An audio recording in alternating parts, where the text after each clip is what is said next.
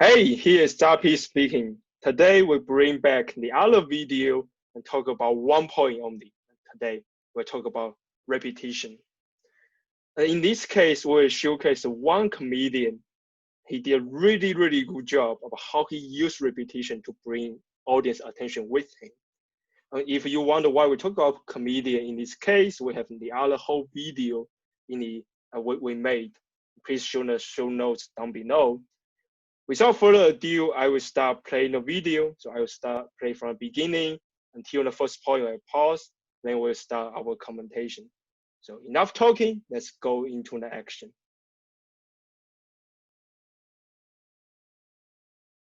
I went.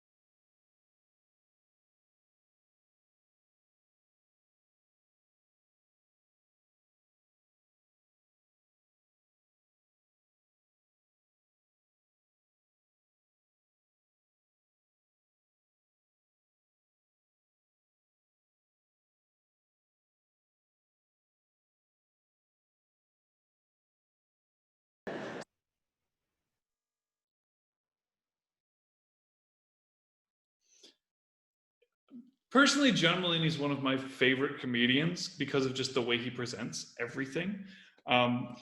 He repeats stuff a lot. Like he said the word college in there at least 4 or 5 times. And that isn't like college is the main topic, but that isn't even the main focus of it. It's not even college in general. It's a specific aspect, which he'll mention in a minute. But his repetition primes us for everything he's going to say. If he talks about something, he says it 2 or 3 times. So he'll talk about from the perspective of college. Hey, it's college, remember? Why, yes, of course. And he says college again after that. He says college again. So it's that repetition that really hammers it in for us. And then he repeats things so often, and he'll surprise us. So he gets us really comfortable with an idea by repeating college, college, college. And he'll have a very calm tone the entire time. And then he surprises us by doing the give us some money thing. So he says, well, how did they phrase this? Give us some money! And the way he actually does it, it's very surprising. It's fun. Comedy is about, or humor in general is often about subversion, so surprising people. And he does a great job with that. But then he goes back to the repetition where he starts doing this money breakdown. $15,000 a semester, 2 semesters a year, 4 years, so that's $30,000 a year. So then 4 years, and he keeps repeating things over and over. So we know exactly what he's talking about. It's super familiar to us because he's getting us to talk about the exact same thing each time. He's so focused on the breakdown or repetition that it becomes really comfortable for us what he's talking about, and it almost becomes funny the way he repeats it. I do think the way he speaks is funny. His word choice especially is great. So when he says the word, when he's talking about them asking money, and he's, instead of him saying, well, I thought that was weird, because that was weird is not a fun phrasing. He says, well, I found this peculiar. And he uses peculiar, to me, it's just a funnier word than weird. It's a more peculiar word. So it makes us laugh. His word choice, everything about what John Mulaney does, I really enjoy. But I think it really comes down to that repetition. And then his use of surprise as well. And breaking that expectation of presenting in one way, then doing something drastically different, or using a word we wouldn't expect. So I think he does a great job with that. I really like he does the money breakdown. It's in a way he sums things up, say how much per term, per year, and then what's the total. And that idea of walk people through, and that's doing a really good job of keep people engaged and explain how these costs come from. And that's really nice of a linear fashion to get the whole idea come from. And he also said the money is in 1999 term. And I was thinking, oh wow, that's quite a bit, and sum things up.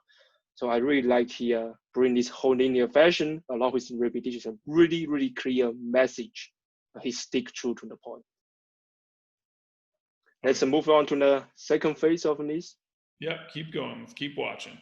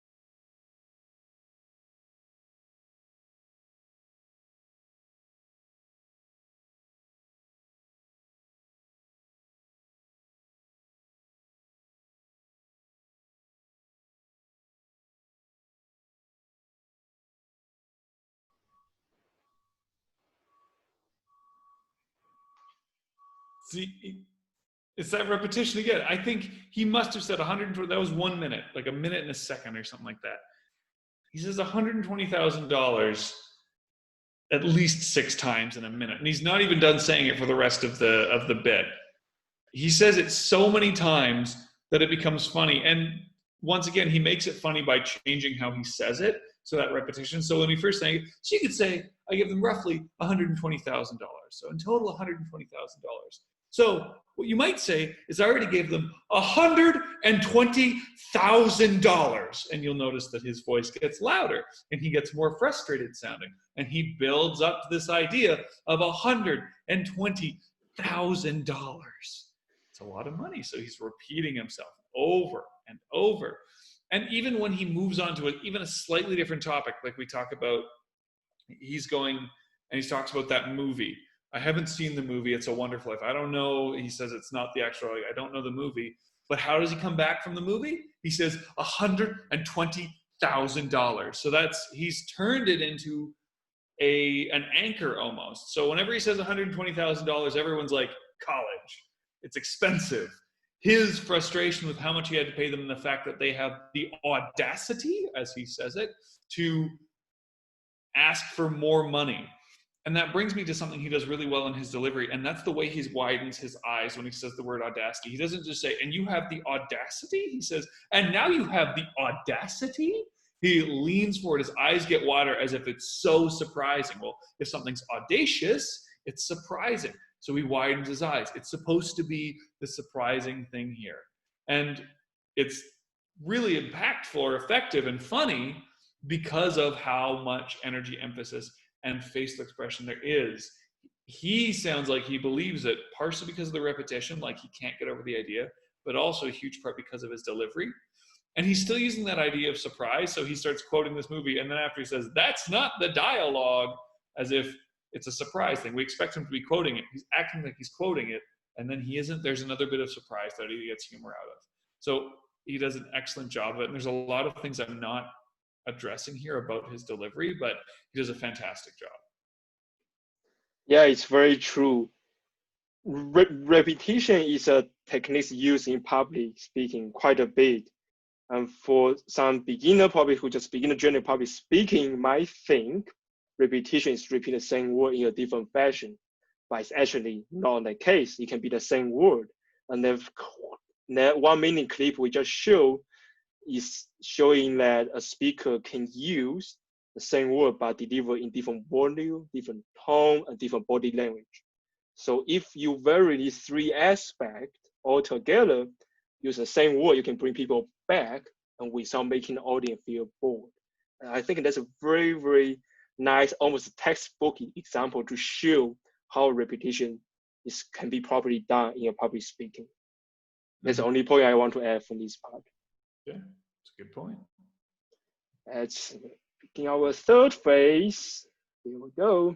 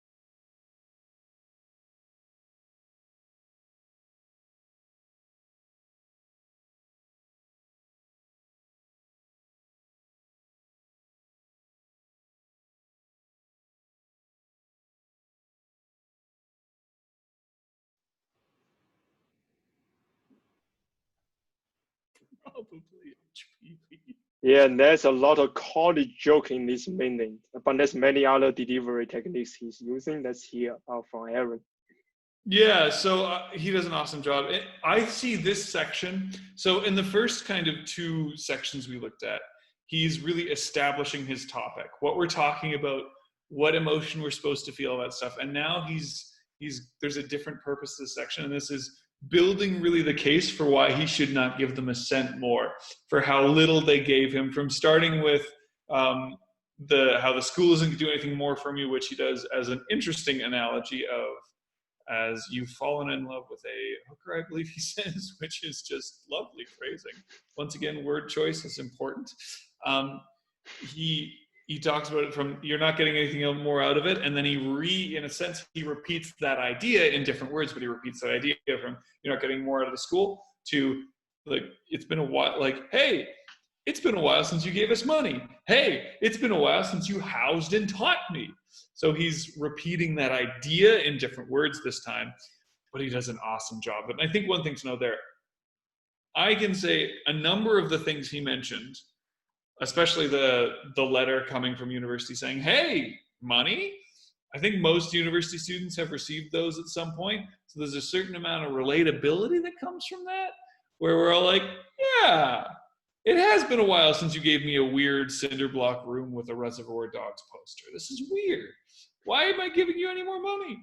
Now, I do want to, since I mentioned the Reservoir Dogs poster thing, John Mulaney does a tremendous job with detail. It's very specific details. So he could have said a weird cinder block room, and I think he would have gotten a laugh out of that. But the Reservoir Dogs, it just adds a little bit more, because while we can imagine a cinder block room, we can see that. Having that poster there mentally just makes it seem different. So it's a little bit more detail that helps us to just imagine what he's saying. And he does in all of his bits. And if you watch his other comedy specials, you see just a beautiful attention to the most obscure details. And I think it really brings this comedy to life. Another great example is when he's talking, he says, the cinder block room, the first heartbreak, HPV, the first heartbreak of my life. And the HPV is just this really personal, specific detail. And the way he says it though, so probably HPV. And then we called it a day. Pause. Probably. So that the word probably is a great detail. HPV is a hilariously personal detail. And then he uses a wonderful bit of comedic timing where he pauses and then he goes, probably, because he knows his audience is thinking about, did you just say you have HPV? Is that what you said? So he's using pauses, but the details is what really brings it all to life. And of course, the comedic timing. No, there are no great comedians who don't have good timing. And I think John Mulaney is a great comedian. Personally, as I said, he's my favorite, so I'm biased. Well, everybody have their favorites. Okay to be biased.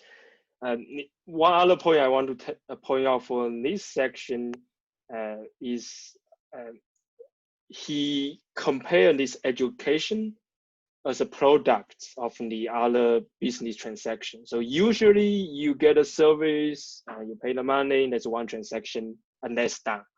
Okay, so that's what we are usually engaged to. But none of us think education as a service product.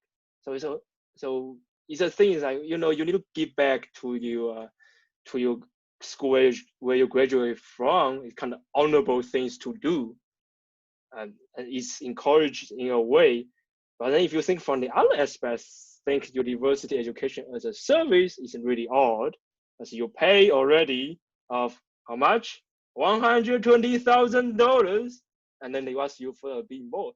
So he making a comparison to make things a bit funny and try to showcase how ridiculous he thinks those letters of ask for donation is. But there is an honorable tradition, go on for hundreds of days. People love their education. They feel that like they can give back a bit more, so they will give back more. But it's a different idea and concept. Yeah, and I think you mentioned he makes it seem ridiculous to give money back, and he establishes that early. The line that really establishes that for me comes, I think it's around the 2-minute mark, but I'm not sure. He says, I gave you more money than the Civil War cost. And that is another example of that detail, but it's making it seem absurd. Like, you need more. I gave you, and I do not think that's, like, obviously that's an exaggeration. Obviously, the Civil War in the States would have cost more than, I assume.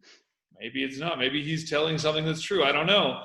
Yeah, I But don't know how he get a number from, but it's interesting reference. It's specific details that he's using to invalidate the idea of giving more. But anyway, I'll stop talking. We've got a couple more minutes to go here. Yeah, so we're gonna finish the whole video from here. Yeah. Let's see how he ends strong.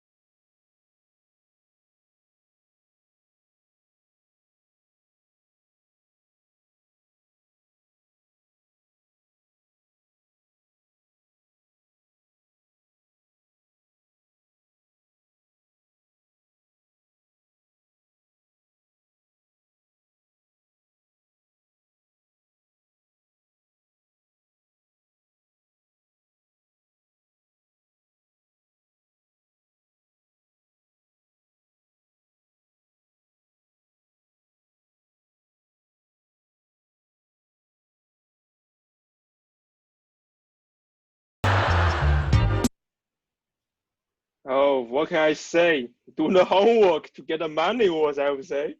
It's a lot of money. What to read the book?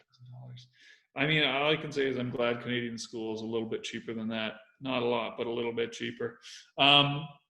Anyway, so I mentioned that I thought the purpose of the first two sections we looked at was kind of establish a topic. The purpose of the next section was building his case for why he shouldn't give them more. I think the purpose of this last 2-minute chunk is saying why he shouldn't even give them $120,000 in the first place. He's undermining the premise of the letter entirely of, yeah, I don't owe you anything, is what he's trying to say, is what it seems like.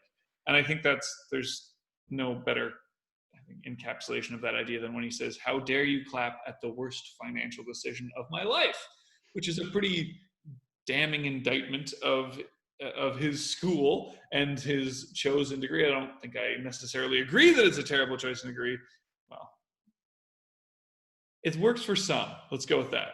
But I think, once again, his delivery is phenomenal. I think that moment where he says, also, what is college? And he just makes a bunch of noises. That's another case of him breaking our expectations, surprising us. Because so far, he's been very particular and articulate with his words.